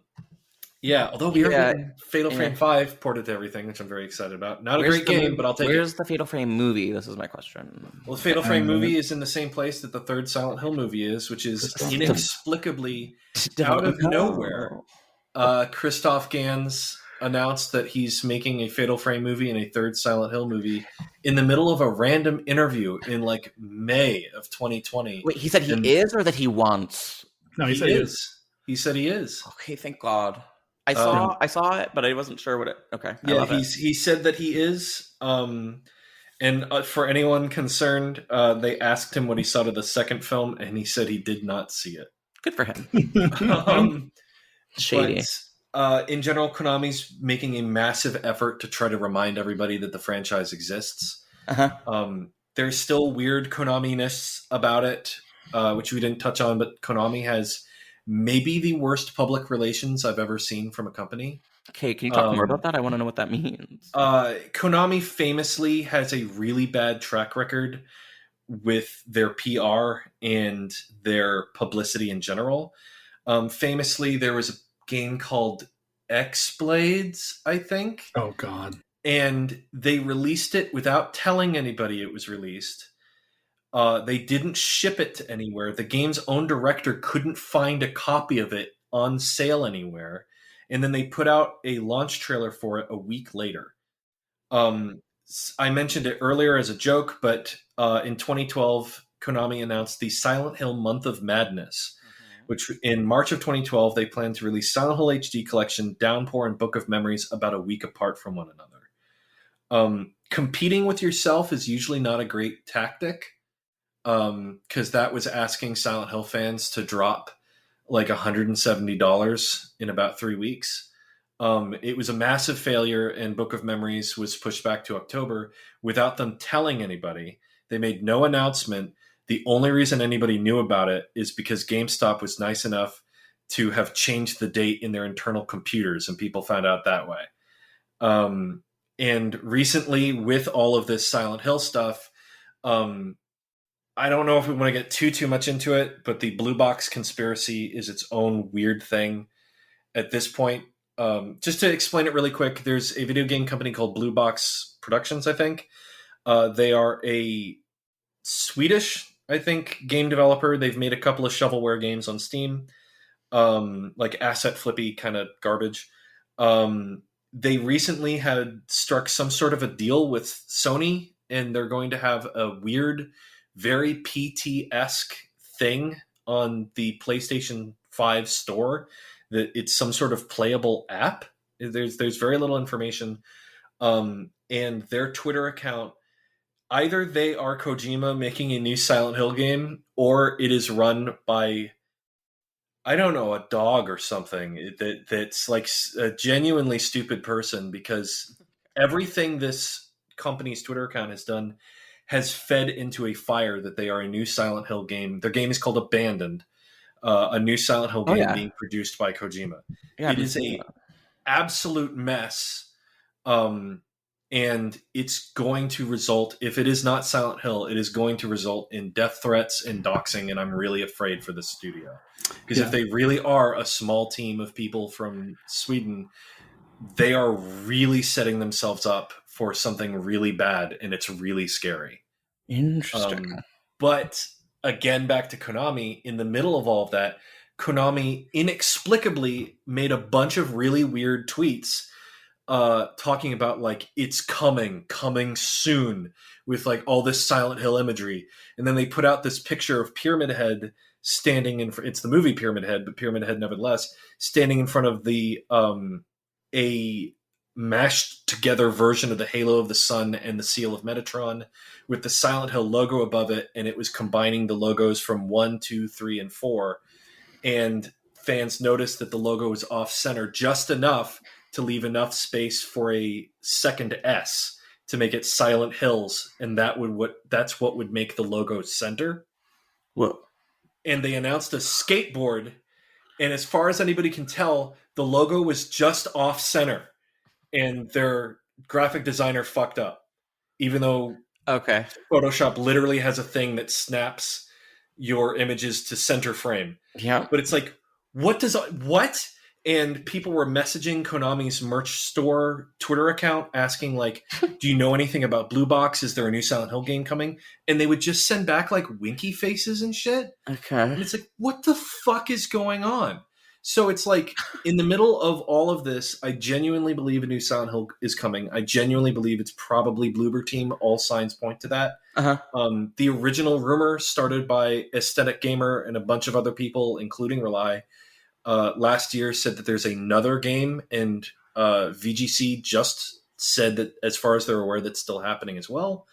All of that is happening, along with Konami being weird, and all of the Blue Box shit, which is also weird.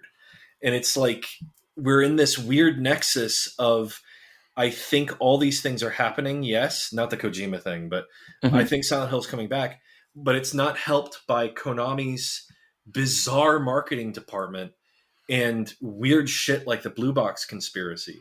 And right now, it's more than just setting ourselves up for disappointment. It's the fact that and that's the other thing. Jeff Keighley is helping announce Abandoned. That's a weird thing that was announced. That's an actor, right? That was Jeff Keighley's the host of the Game Awards, and he's Kojima's biggest fan. Gotcha. And it's like, he's best friends with Kojima, and he's helping announce this little nothing PS5 game from a studio that made indie asset flips on Steam. What the fuck is happening? And it's like, so all of these things are all happening at once. And it's like, I think all we're going to get is a Bloober Team Silent Hill game in like June of next year or something, probably. But there's all this other weird shit that isn't being helped by the actual companies involved with Silent Hill. Yeah, they're making it more actual confusing. People just making it more confusing. Difference? Do you think that like what reads as winky in maybe Japan is coming across as just confusing? I mean, I assume that it's an American PR team running the Twitter accounts. Well, then no. Okay. So I let me butt in here real quick. There's a few things that have been said. There's a lot of things to kind of break down here that I kind of want to break down in order. First off, I think the chances that Hideo Kojima is involved in a Silent Hill project is like basically 0%. Yeah. I think that Hideo Kojima not only has no desire to work with Konami, but I would be willing to bet that Hideo Kojima is like persona non grata at Konami. I think that Hideo Kojima has about a bazillion opportunities ahead of him. And I think that the idea of like, oh, he's going to come back to do Silent Hill is very wishful thinking. And I think that, you know, as much as you might be able to say, you point to different things that Kojima says, I think at this point we're kind of reading tea leaves with Kojima and in terms of Silent Hill stuff. I think Kojima probably wants to make a really great horror game. I think Kojima has the resources to make a really great horror game. I think that Kojima has plenty of people that he could partner with to make really great horror games, and I don't think it's going to be Silent Hill. In terms of, October, what you're talking about with the promotion of Abandoned, and I've actually talked to a couple other people about this. It's also worth mentioning that, if you take a step back, there are other games from Nowhere Studios that have been heavily promoted by Sony, like Returnal. Returnal was like $70 title on the PlayStation 5, very heavily pushed as like their big title most recently. Really well reviewed. Lots of people freaking love it. It's made by a company called Housemarque, who previously made just like little tiny indie games. So it's not unheard of for Sony to put money into a smaller studio to make a flagship title, while the God of Wars and, whatever else Sony has in production are still on the horizon. I think that Sony is in a position right now where, very realistically, they're trying to fill a schedule on PS5 development, despite the fact that there is the COVID epidemic. So I do have a little bit of insight into this, because I do, we are trying to get some games onto the PlayStation, is that, it's very difficult to develop the port with a work from home situation.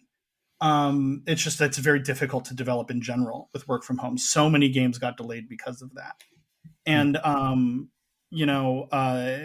and various companies were quicker or slower to adopt that situation. So a lot of productions had to be pushed. And as a result, I think that PlayStation's in a point where they are trying to fill their storefront with quality titles. And typically Sony, the main focus for Sony is on their AAA studios, Santa Monica, things like that are making these big flagship games. But with this hole in their schedule, I think that they're more likely to support someone that is a smaller studio, just because, they need to fill up the space. On top of that, I think that when you're talking about, well, why would they just be sending like winky faces, or why would Blue Box be leaning into this? I think there's a very real chance that if Abandoned wasn't rumored to be Silent Hill, then it would, I don't even think that's controversial. I think that if I don't even need to say there was a chance, if Abandoned wasn't rumored to be Silent Hill, it would probably be getting 1/100th of the eyeballs on it than it is now. Uh-huh. So I think they are willingly leaning into it a little bit. And I do agree that the fans will probably lose their fucking minds when they find out it's something else. But that being said, like I said, most of the time these decisions are made for financial reasons, not to tricked them. And I think that at the end of the day, the people at the Blue Box are like, it's going to get us 1,000% more sales. So why don't we just lean into it, despite the fact that fans are going to be mad, because they want to be able to make their money back. And I'm not trying to say that derisively. At the end of the day, people need to eat. And so that is what I think is probably going on with that whole Blue Box conspiracy. Okay. Then talking about Bloober Team specifically, like with them making the next Silent Hill, I think that I agree with October that if you look at just the evidence, not the Dusk Golem leaks or any of that kind of stuff, but just the evidence that we have from the financial reports and the announcements of partnerships, which I always put a little bit more credit into than I do leaks, because, from in a very real way, you can have something get leaked that is like 2 years old and it is no longer what is currently happening. There's a lot of speculation about Supermassive Games having made the Dark Pictures anthology because they were pitching for Silent Hill and something fell through and didn't get it. And that's why they're now being published by Bandai Namco instead of Sony, which seems like a big step down. There's a lot of tea leaves that I can read and say, this is what I think happened. And it's fun to do. But I think that if you're just looking at the brass tack financial stuff, I do think, October is onto something there. I will also say that I think that there is a lot of discussion about that recently that I don't necessarily feel comfortable really getting into. because there is a lot of people online over the past few years who view most major horror companies as the bad guy, being that be Bloober Team or Red Barrel Games or why am I forgetting the Amnesia team? How am I forgetting the Amnesia team? Their name is escaping me too. Frictional games. And I think that and they're focused on Kojima or nothing, just Kojima. If not Kojima, then nothing. And so I'm hesitant to discuss Bloober carrying the torch of Silent Hill, despite the fact that I personally like Bloober Team games, just because I think that so much of the discourse surrounding, it's fucking weird, right? Because if you were to have me sit down and ask me, what do you think about any of these 1,000 franchises of video games? There is a 0% chance that, for really any of them, I'd be afraid to talk about it. But for Silent Hill specifically, and especially when it comes to the discourse surrounding Bloober and Silent Hill, I'm gonna watch myself because I'm okay saying that publicly because, there's a lot of really vitriolic stuff that's going on out there and like real death threats that are like kind of being levied at Bloober Team because of a lot of these opinions that are going on out there, and opinions that I think in a lot of times are rather off base. I don't want to like try to say that I think that a lot of the criticism is wrong. I think that there's things that you can criticize about a game and you be correct about it. But I think that the type of criticism that's currently being levered at Bloober is the type that engenders a type of vitriol that I think, unfortunately, as a longtime horror fan, is endemic to horror in general. And I think that we've all seen the fans that can get, comment sections on the newest movie in a franchise talk about how the fucking director is a piece of shit and they should be fucking shot or whatever. And you're like, whoa, we're just talking about the newest Halloween film or the newest Rob Zombie movie here. And I'm I don't know, maybe fandoms in general. I just happen to be most deep into horror fandom. And I think that, I don't know, it's a weird position for me to be in because I'm not someone that's afraid to say my opinions. And I'm certainly not someone that's afraid to say opinions that I think will land me in some hot water here and there. But for Silent Hill specifically, I do kind of get afraid of the discourse around it. So yeah, I don't know. I don't really know where I was going with that, but I think that I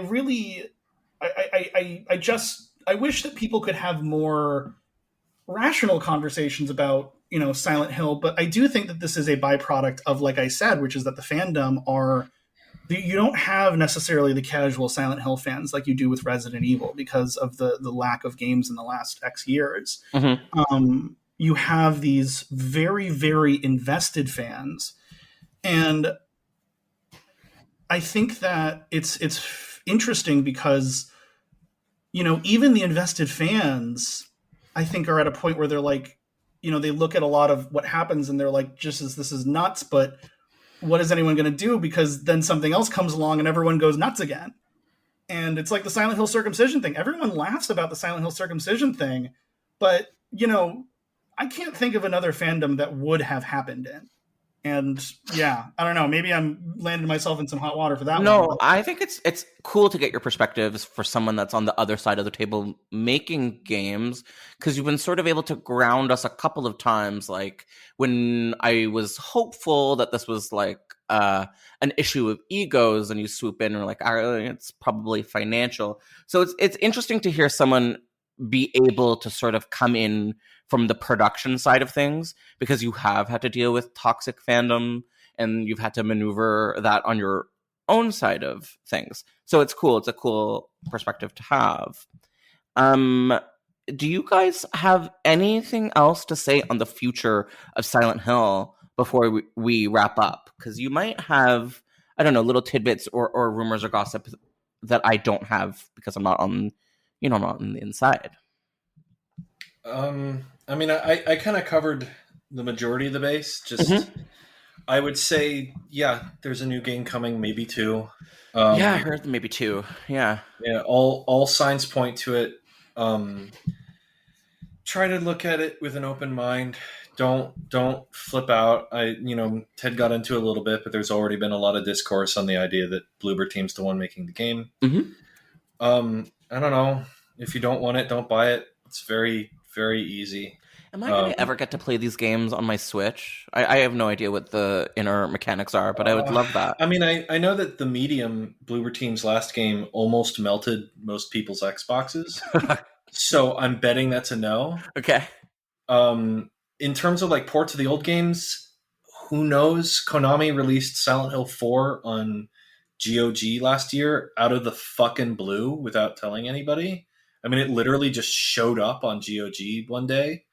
And I don't know. I think that if we did get a release of any Silent Hills on Switch, they probably won't be like HD editions. They'll be like the Mario 3D All-Stars, where it's just the original games but filtered through like a Dolphin emulator. Hey, I'm here for it. As long as I can, I'm fine with that. Yeah, I can play it on the subway. That's good by me. Yeah, it's I would say with things like that, who knows? Konami is Konami. They make very strange, unexplainable decisions a lot of the time. I love this bizarro Konami stuff that you guys are. I did not know that they were so strange, and now I'm more interested. Yeah, a really good place. If you're familiar with Jim Sterling, they were a commentator on Destructoid, and they went off and did their own YouTube stuff. They were perhaps the most vocal person about Konami back in the day. They have a whole section. I don't think they've done it in a long time, but they had a whole segment called Fuck Konami News. They started the hashtag Fuck Konami, the K and Fuck and K and Konami. Okay. Yeah. Yep, I've seen it. They did a really good job of covering the bulk of Konami's weirdness back in the day.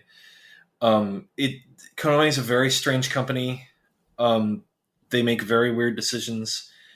I think Silent Hill is for sure coming back. I think anything else, who knows? There's been rumors that Bluepoint is remaking MGS1 like they remade Demon's Souls. Who knows? I think there's a really strong possibility of it. It makes sense from a financial degree. We've mostly talked about Silent Hill here, but it's worth remembering Konami's made fuck all in the last decade. The last real video game that they made that wasn't like some little like Switch game like Bomberman was MGS Metal Gear Survive in like 2016, and that was it. They've made some more of their football games, and they've made little mobile games and their pachinko machines, and that's it. There hasn't been a new Castlevania in like 15 years. There hasn't been a new Metal Gear since Survive. And God, all of their other brands are deader than Silent Hill. They haven't had a new game in like 15, 20 years. I mean, there's a massive amount of stuff that Konami owns that they just haven't done anything with. Well, then they should start farming them out to Bloober and others. That's the thing is, and I sort of made a joke about this, but I do think it is a little true. Last year, the president of Konami made statements that they still believe that console games are the most important pillar of their business model, which is like, then fucking where is it? But it was interesting because that statement came about a week after it was revealed that Japan is going to be cracking down really hard on gambling and pachinko machines specifically. It's like, suspicious. Okay. I do love it though. I love the drama. It's very drama, and I think that feeds into why people assume that there was bad blood between ego mashing with Kojima. That's what what I kept hearing. Konami comes off like weird high school drama a lot of the time. They totally do. And I was hoping that it was, but it's been squashed by you two, and I'll have to just edit it out. So real quick, I think that two big points here that I think that are interesting. One is when you're looking at the weirdness of Konami and how they advertise, and how they just drop things randomly. You have to realize that they are both. So Silent Hills isn't happening. Kojima's gone. However, they are living perpetually in the shadow of Silent Hills and the Kojima Productions games. I mean, if you think about the Konami games that people really love, there is a single name that comes to mind as who kind of was the creative force behind those. I mean, I guess if you're going to Masahiro Ito and there's like other people, but the Hideo Kojima is really the name that most people would know.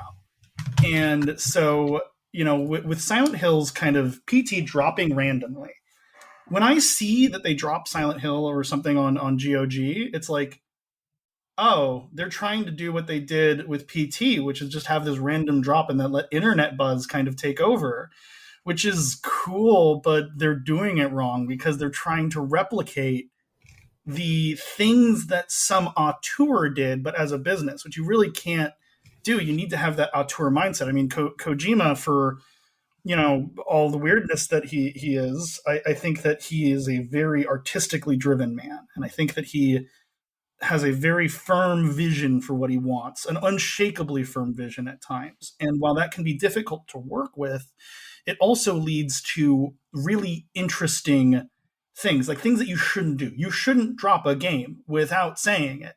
But if Hideo Kojima does, it's going to do fucking great. You can't just do what Hideo Kojima does. There's so many examples of people trying to do just what Hideo Kojima does with long-winded writing, nonsensical plots, ridiculous mixtures of flame whales and PMCs. It doesn't. It's like a fever dream. It's like trying to make Twin Peaks as anyone other than David Lynch, and but there's just such a artistic purity to Kojima Productions that if you're Konami and you're trying to live up to that legacy, the fuck do you do? What do you do when someone sends you a message saying, is Blue Box the new Silent Hill? In my opinion, I don't know what I'd do. Maybe I'd send a winky face trying to be mysterious. Mm-hmm. That's a shitty way to try to be as mysterious as Kojima, but not everyone can be Hideo Kojima. So I think that usually when you're looking at Konami weirdness, it's more based on trying to maintain a legacy that they don't know how to maintain without the person that maintained that legacy. And so that's what I think is the easiest explanation for a lot of that weirdness. Cool.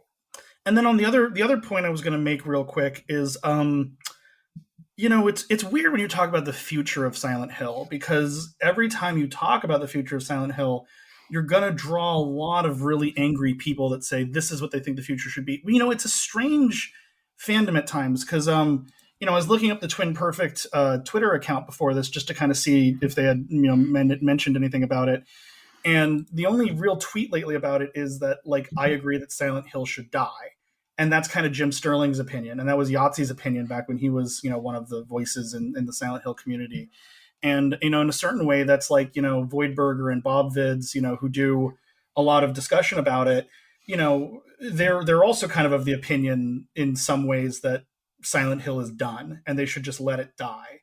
But that's a weird fandom, right? Like, how do you build a game to cater to a fandom that believes the franchise should end? I guess you just don't make a game, but that's not a salient business strategy.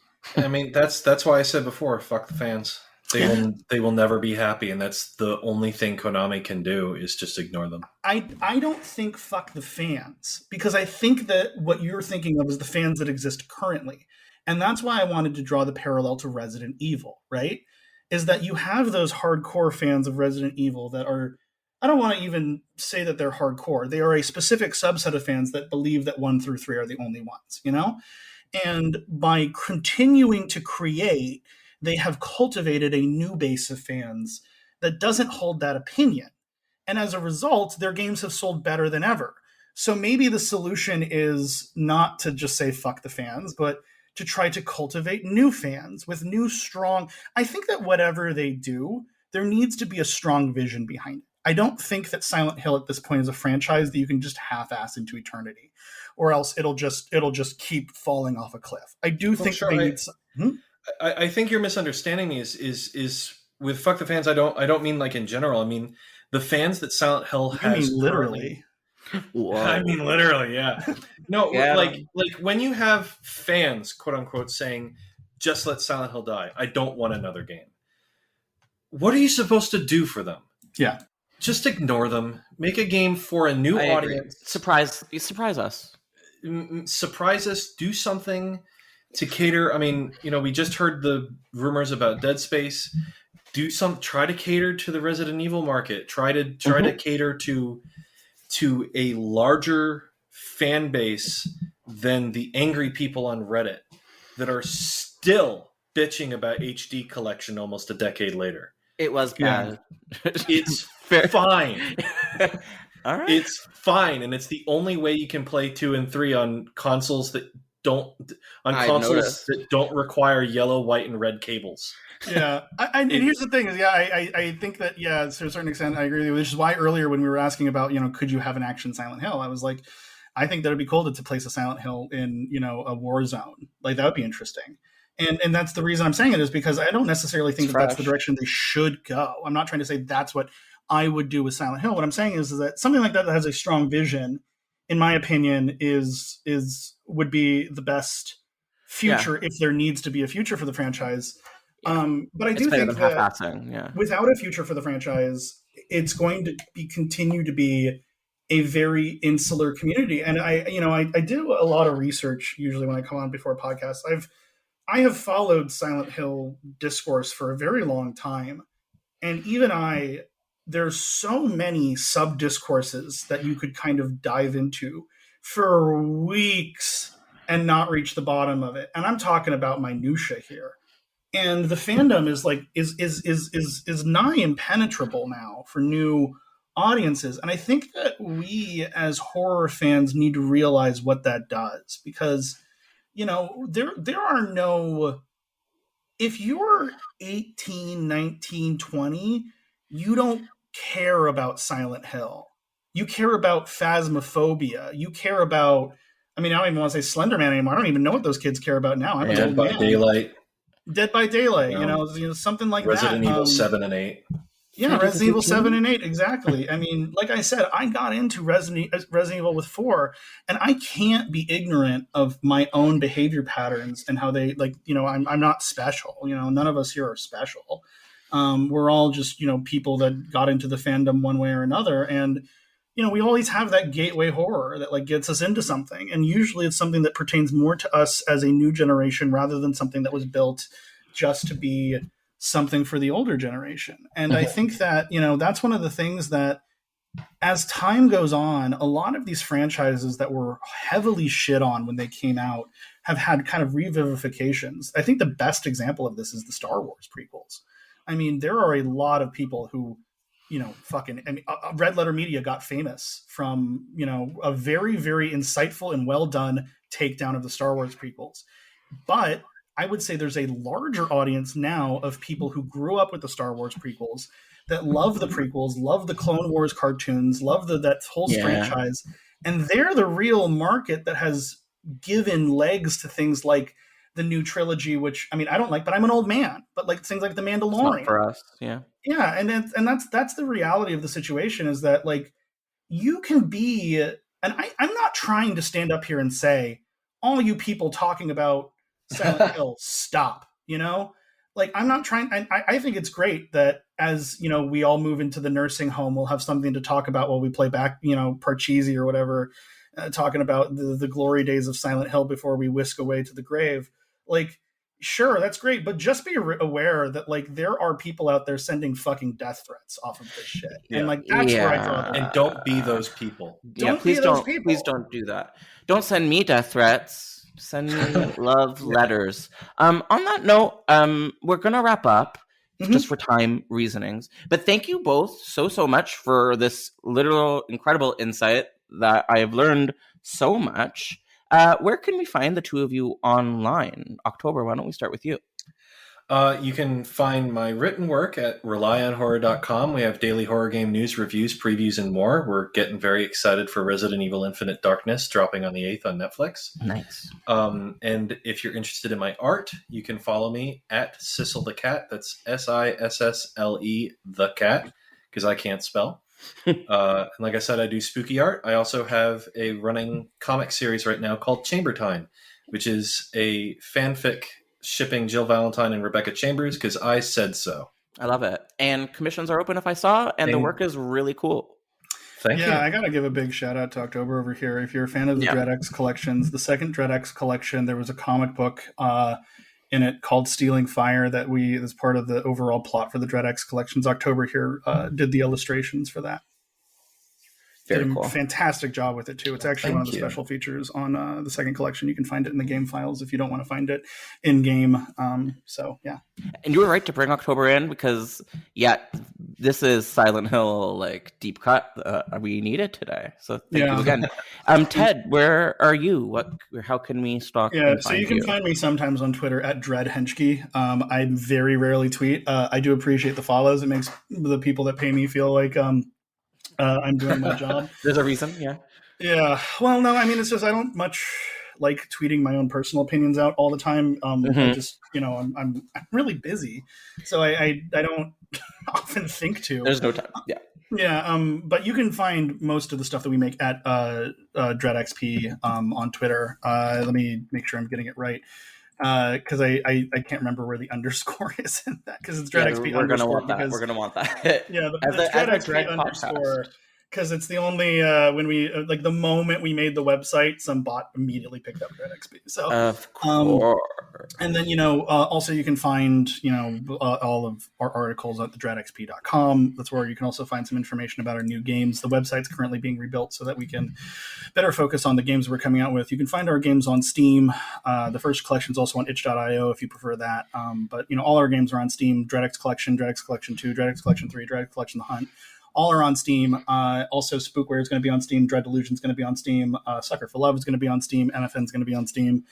Have we announced any of the other ones yet? I don't believe we have, so I got to stay silent about those. And so always, honestly, the best way to follow what we're doing is at DreadXP underscore. And for me, if you want to talk to me personally, at Dread Hentschke is the best way to find me. So. Well, I love it. Thanks again. Also, before I forget, I do want to do a quick shout out for one of my writers named Joe Couture. He wrote the book, unofficial book on video on PT, a 200-page kind of essay on PT. It's a lot of how I did research, not only for. I read it a long time ago. I did another skim before this. And I actually kind of, I want to give him some credit here at the end because, he did a shitload of research. So if anyone at home is interested, Joshua, I'll send you a link to it, but it's called PT, a video game ghost story. You can find it on Amazon.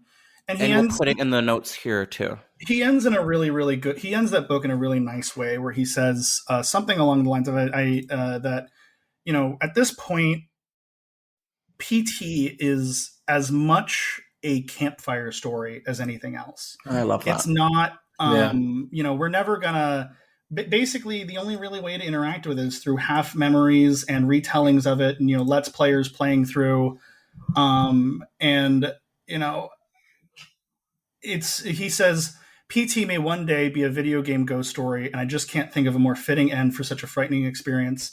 A more fitting way for its horrors to become real is as it transcends code to become the haunted game and console it deserves to be remembered as.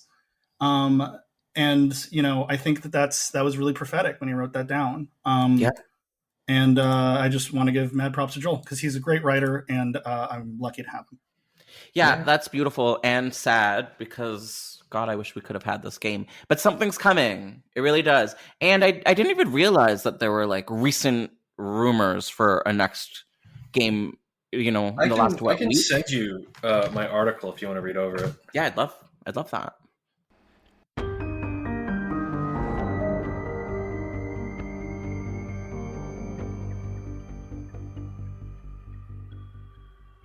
All right, well, thank you so much for listening, and we'll be back with another episode of Development Hell. Coming soon to Dread, the Maid. Joy is the new maid of a royal house, whose previous maid disappeared under mysterious circumstances and is now haunting and terrorizing the family. Joy works to uncover the reason behind the former maid's disappearance. The Maid will be made available on demand everywhere July 20, 2021, and on Blu-ray August 17th, 2021.